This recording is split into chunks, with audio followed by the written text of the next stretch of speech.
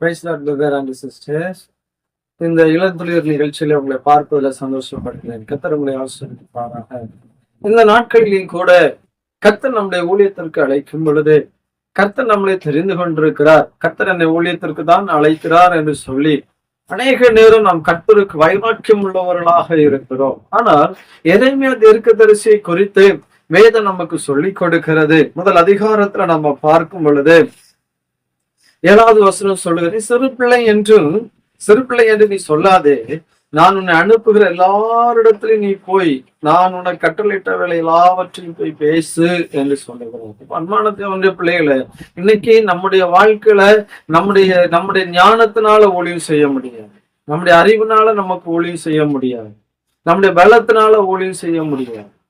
கர்த்தர் நம்மளுக்கு கொடுக்கப்பட்ட அழைப்பை நோக்கி நான் பயணம் செய்ய ஆரம்பிக்கும் பொழுது கர்த்தர் நமக்கு வேண்டியதான சகல நன்மைகளையும் அவர் ஓபன் பண்ணி தருகிறவராக இருக்கிறார்.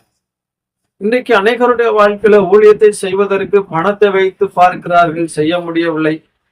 தரிசனங்களோடு ஓடுகிறவர்கள் ஓடிக்கொண்டேதான் இருக்கிறார். திறமைய வச்சு, நல்ல ஞானத்தை வச்சு, நான் படிச்சதை வச்சு ஊழியத்தை செஞ்சிடலாம் அப்படின்னு நாங்க அநேகர் நினைக்கிறாங்க. இல்லைங்க, அப்படி ஊழியத்தை செய்ய முடியாது. கர்த்தருடைய அழைப்பு இல்லைன்னா ஆரோனை போல் அழைக்கப்படாவிட்டால் ஒருவனும் தேவனுடைய ராஜ்யத்துல ஊழியத்தை செய்வது கடினம் என்று சொல்லப்பட்டிருக்கு.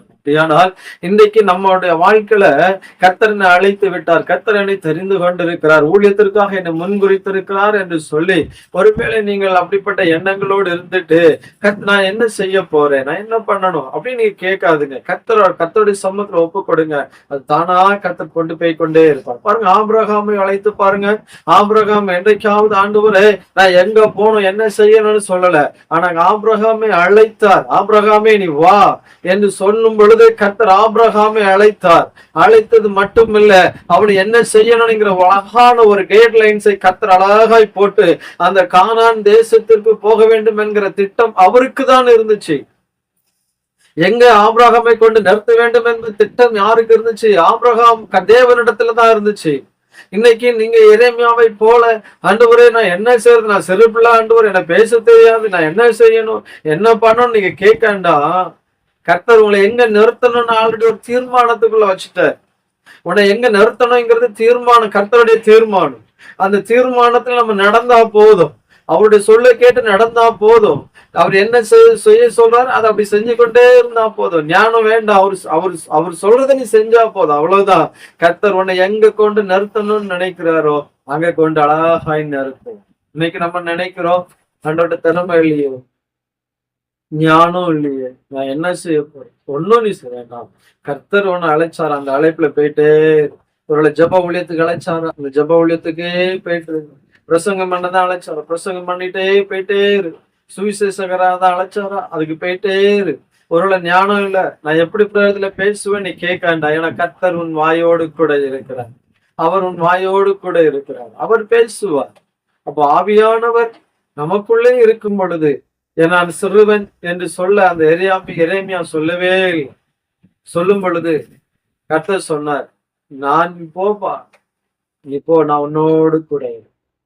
என்னை அழைத்தது தேவன் எதற்காக அவரை அழைத்தாரோ அதற்காக எரேமியா அப்படியே அந்த ஊழியத்துல வருகிறார். இப்போ இன்னைக்கு அன்பான தேவனுடைய பிள்ளைகளே, சிறு பிள்ளைன்னு சொல்லாதுங்க, ஞானம் இல்லைன்னு சொல்லாதுங்க, அறிவு இல்லைன்னு சொல்லாதுங்க. நான் இப்பதான் வளர்ந்து வர்றேன், இப்பதான் நான் வளர்றேன், ஆவிக்குரிய வாழ்க்கை இப்பதான் வளர்றேன். அப்போ அந்த நேரத்திலையும் கூட கர்த்தரை அழைப்பார். மோசேயை பாருங்க, கர்த்தரை அழைத்தார். 40 வயதுல வரைக்கும் பார்வோனுடைய வாழ்க்கையில இருந்தார்.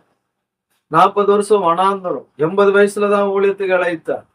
அதனால சில நேரங்கள்ல கர்த்தர் வயது வித்தியாசம் பார்க்கிறவர் அல்ல.